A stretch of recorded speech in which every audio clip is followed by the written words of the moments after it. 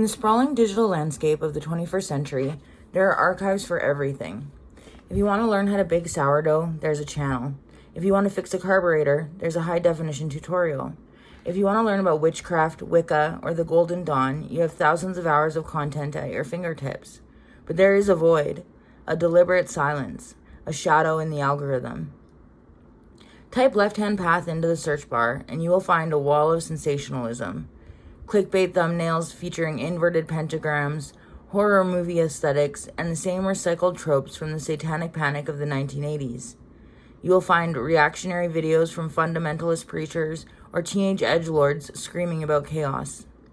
What you won't find, not easily anyway, is the intellectual depth, the rigorous philosophy, or the actual practice of the most sophisticated magical order of the modern era, the Temple of Set.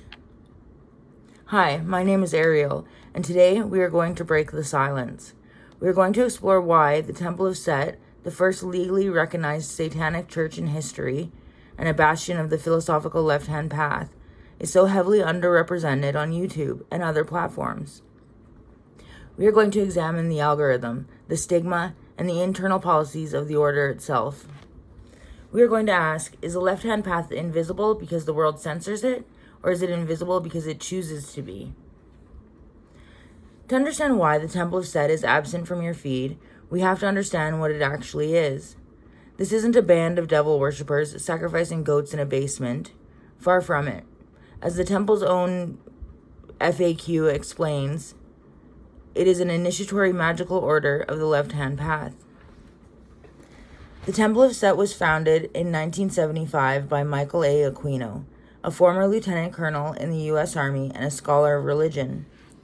Aquino was a high-ranking member of the Church of Satan, but he broke away due to a fundamental philosophical disagreement. When Anton LaVey's Church of Satan was essentially a carnal, materialist philosophy focused on the indulgence of the ego in the physical world, Aquino found it philosophically shallow. LaVey had become a recluse, and the church had become, in the eyes of some, a for-profit system where degrees were exchanged for money and gifts. Aquino was influenced by the work of Aleister Crowley and the Egyptian deity Set. In the Temple of Set, Set is not the devil. Set is the Egyptian god of the desert, storms, and foreigners. But more importantly, Set represents the isolate intelligence, the spark of consciousness that separates the human being from the rest of the animal kingdom. The Temple's core doctrine is a radical one.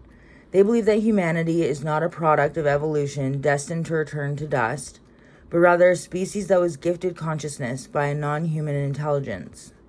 This is known as the gift of Set, or the black flame of self-consciousness. So why isn't this nuanced intellectual philosophy dominating the discourse? Well, first let's talk about the baggage. The Temple of Set is legally recognized as a satanic religion. In the public consciousness, Satanism is a trigger word. It triggers the algorithm's sensitivity filters, it triggers advertisers, and it triggers the emotional response of the viewer. YouTube's algorithm is not designed to promote nuance. It is designed to promote engagement. And anger, fear, and shock generate more engagement than contemplation. When a creator makes a video about the left-hand path, they are fighting a war on two fronts. Number one, the censorship bot. Terms like ritual, magic, and set often get flagged. Videos get age-restricted, hiding them from the general audience and killing the algorithm's push. Number two, the clickbait economy. The only videos that escape the filter are the ones that lean into the horror. Satanic ritual caught on tape, or Temple of Set exposed. These videos get millions of views, while a scholarly lecture on the philosophy of the isolate intelligence gets 50 views and is buried in the mud. This is known as the underrepresentation problem. The signal is weak and the noise is loud.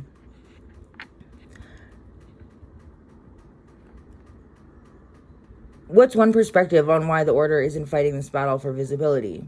Well, why would they? Look, the temple is made up of academics, scientists, and professionals. They don't need TikTok fame. But there's another reason. The left-hand path is inherently individualistic. It's about the initiate's personal journey. It isn't about converting the masses. The temple does not proselytize. They don't run ads. They don't have a PR team. Well, they do, but it's not for public consumption. This highlights a key philosophical barrier. In Christianity, you have the Great Commission, go out and spread the gospel. In the left-hand path, you have the isolate intelligence, the journey is inward. The temple doesn't want to be mainstream. But there is a difference between not wanting to be mainstream and being misrepresented. We are currently in the information age, but we are quickly devolving into the misinformation age. When an organization refuses to speak for itself, the void is filled by others. And those others are usually ex-members with access to grind or religious fundamentalists looking for a boogeyman. The Temple of Set maintains a policy of strategic silence. There are no videos of their temples, no footage of their rituals.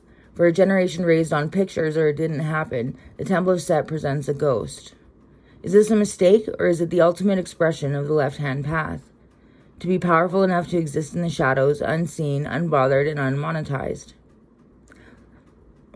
We will dive deep into the internal politics and the Xeper philosophy in the next part. We are going to deconstruct the stigma and look at the future of the left-hand path online. We're exploring the enigma of the Temple of Set and the digital voids surrounding the left-hand path. To understand why this philosophy is so difficult to explain in a YouTube short, we have to understand the central concept of the Temple of Set. It's an Egyptian word that's spelled Xeper and pronounced Xeper. It is an ancient Egyptian verb meaning to become or to come into being.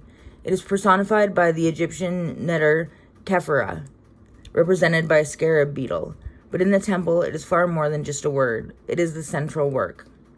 Xeper is the principle of conscious evolution. It is the act of taking the raw material of your life, the trauma, the boredom, the mundane, and through will and magic, transforming it into something divine. As Aquino himself defined it, Xeper refers to the transformation and evolution of the will from a human to a divine state of being by deliberate, conscious, individual force of mind. Think about that for a second. How do you explain Xeper in an 8-minute video that is interrupted by a mid-roll ad for toothpaste? You can't. The left-hand path is a path of doing, not of watching. It is a practice. As priest Roger Whittaker wrote in the early days of the temple, Xeper describes a methodology for manifestation. You cannot separate yourself from the force which motivates one to Xeper. Xeper, such as it is, results in deeper recognition of self-consciousness, i.e. the uniquely human ability to sense its separateness within the body while it resides within it. The practice of magic in the Temple of Set is divided into two main categories: lesser black magic, known as LBM, and greater black magic, known as GBM. LBM is the manipulation of the objective universe, influencing other beings or processes through psychological or behavioral means. In practical terms, it's the conscious presentation of a specific image of yourself to achieve a goal, such as convincing a potential employer that you are the right person for the job. GBM, greater black magic, on the other hand, is the causing of change to occur in the subjective universe in accordance with the will. The magician transforms their own experiential universe, which in turn may affect the experiential universes of others, and these factors in conjunction have a concrete effect in the objective universe. These are internal processes. If you film a practitioner performing these rituals, it looks like someone sitting quietly or standing in a room wearing a black robe. It's not interesting to the average scroller. We live in a culture of watch me. Look at me performing a spell. Look at me summoning a demon. The Temple of Set is a culture of I am. The transformation happens inside the practitioner's skull. You can't upload a consciousness update to YouTube. The underrepresentation of the left-hand path is directly correlated to the difficulty of the material. It's not sexy. The Temple of Set writes dense, scholarly works.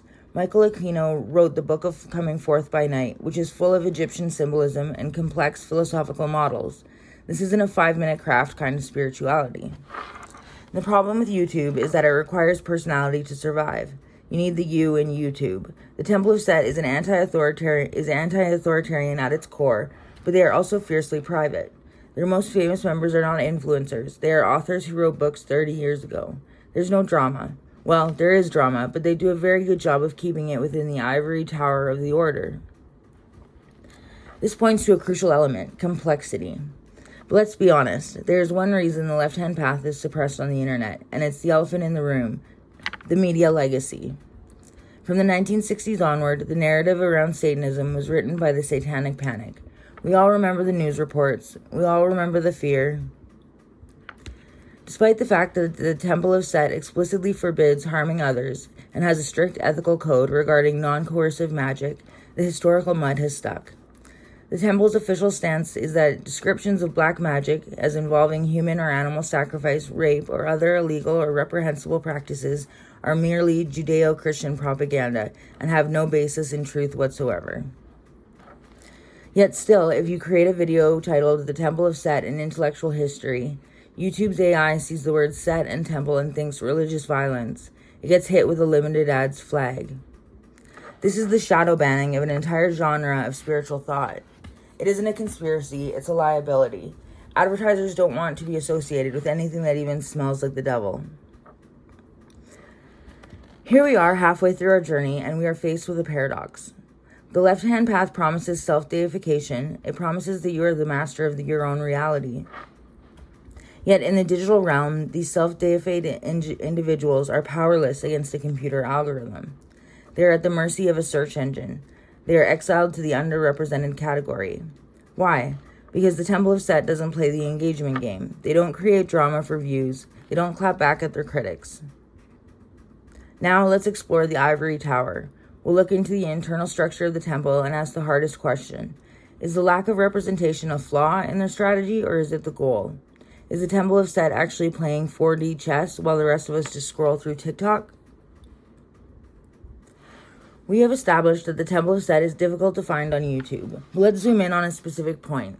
The idea that they are an ivory tower elite. The Temple of Set is notoriously difficult to join. It requires a 6-month-long study course, a formal application, and interviews with current members. You can't just sign up with a credit card. This exclusivity is a huge part of their identity. This exclusivity doesn't translate well to the internet. In the digital world, open source is king. Gatekeeping is a dirty word. The left-hand path, by its nature, is the ultimate gatekeeper. It says you aren't special just because you exist. You have to become special. There's a strict hierarchy of initiation. The degrees are represented by colored medallions. White is Sedian, 1st degree. Red is Adept, 2nd degree. Black is Priest, 3rd degree. Blue is 4th degree. Purple, 5th. And gold is 6th. The temple recognizes its adepts by the quality of their adventures and projects, differing from most occult schools that award degrees based on knowledge and memory feats. Look, I get the frustration. I used to watch YouTube videos looking for answers too.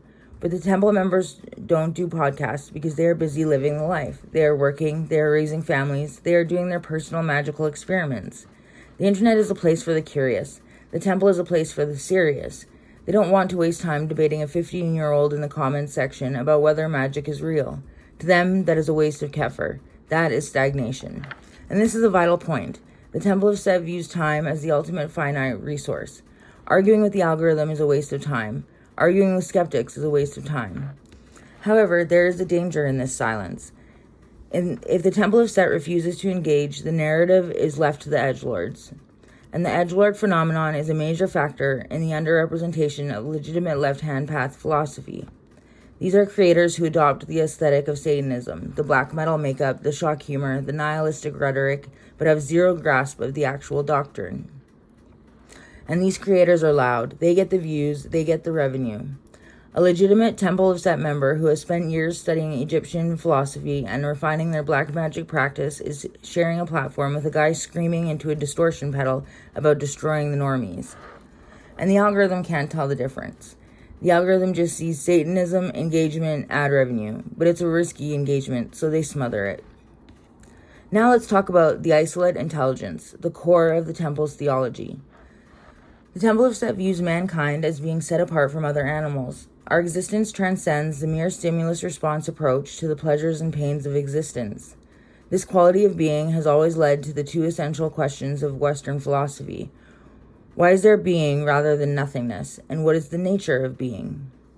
As Magus Stephen Flowers wrote, each particular instance of this soul, this phenomenon of the subjective universe, implies the existence of a first form or general principle from which all particular manifestations are derived.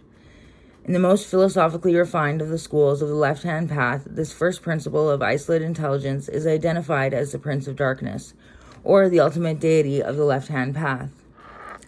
The Prince of Darkness is not some malevolent entity that seeks to lead poor human beings into eternal damnation. In the Temple of Set, the Prince of Darkness is called Set. Set is seen as the oldest known mythological expression of the principle of isolated intelligence, a trans-cultural universal principle, not an anthropomorphized Judeo-Christian mythological figure. The gift of Set, also called the Black Flame, is the possibility of a human being to reach true individuality and spiritual perfection. Set is the origin of a human being's self-consciousness. Now let's talk about the future. Is there any hope for the left-hand path to find a voice in the digital age? There are new platforms popping up every day, Odyssey, Rumble, or even decentralized spaces like Mastodon. However, these platforms lack the reach of YouTube. But there is a shift happening. We are seeing a rise in micro-communities. Instead of trying to conquer the entire platform, smaller communities are forming in Discord servers and private forums. This, in a way, is a return to the egregore, the collective consciousness of the group. The Temple of Set functions as a closed circuit. The question comes down to this. Does the Temple of Set need to be represented? Does the path of isolated intelligence require validation from the masses? In the year of Set, which is a metaphysical time-tracking system used by the Temple, they believe we are moving into a new eon, an age of self-awareness and individual power. If that is true, then perhaps the algorithms in the shadows are irrelevant. The left-hand path is underrepresented because it exists above the mainstream, not beside it. It is a mountain, and the internet is a valley. But is that a comforting philosophy, or is it a cope, a way of justifying irrelevance? We are in the final segment of our deep dive into the void. We have explored the censorship, the complexity of Xeper, the ivory tower mentality, and the interference of the edgelords. Let's discard the excuses for a moment. Let's talk about the harsh reality. The left-hand path, as embodied by the Temple of Set, is dying in the public consciousness. Yes, the order still exists. Yes, members are practicing. But the public image of the left-hand path is stuck in the 1970s. While other religions and spiritual paths have adapted to the internet, making podcasts, hosting webinars, live streaming services, the Temple of Set remains a relic. Why? Is it the anti-proselytization rule, or is it simply a lack of skilled communicators? Let's run a simulation. Imagine if the Temple of Set made a members-only YouTube channel. No advertising, just high-quality lectures on Egyptian magic. Would it break the algorithm? The answer is definitely no. YouTube is a platform for discovery. A private channel that does not push for views would be dead on arrival. The Temple of Set is often accused of being crystal clear in its internal communication, but impenetrable to the outside world. This is an issue of translation. They speak the language of the Egyptian Book of the Dead, while the world speaks the language of the 280-character tweet. Let's return to the concept of Xeper, coming into being. The very nature of the left-hand path is the rejection of external authority and the embrace of personal responsibility. As the Temple's frequently asked question states, the left-hand path is a tradition of spiritual descent, dissect, a rationally intuited spiritual technology for the purpose of self-deification. We choose as our role model the ancient Egyptian god Set, the archetype of isolated intelligence, rather than the somewhat limiting Hebrew Satan, archetype of rebel against cosmic injustice. The Temple has no religious interest in the figure of Satan, and indeed they do not worship Set, worshipping instead only their own potential. The Buddha, who is perhaps the purest right-hand path philosopher, answered the question of the nature of being as being is suffering. His solution was to eliminate desire. The left-hand path rejects the ethical imperative of this notion. They say being is knowing, and the ethical imperative is to further the permanence of the self by embracing the pleasures and pains of existence. The Temple of Set is underrepresented on YouTube because it refuses to fit into the box that YouTube provides. It cannot be monetized easily, it cannot be summarized quickly, it cannot be turned into a lifestyle product. And maybe that is the ultimate act of Xeper, to exist wholly and completely in the dark, unknown and undisturbed. The algorithm sees a shadow, but to those with eyes to see, the shadow is a fire. The left-hand path burns not for the masses, but for the few who are willing to burn with it. The journey of Xeper is the journey of the isolated intelligence, the journey of becoming your own God, independent of external validation, independent of likes and views, and independent of the algorithm's favor. I'm Ariel, and this has been The Shadow in the Machine. Follow for more deep dives on the Temple of Set.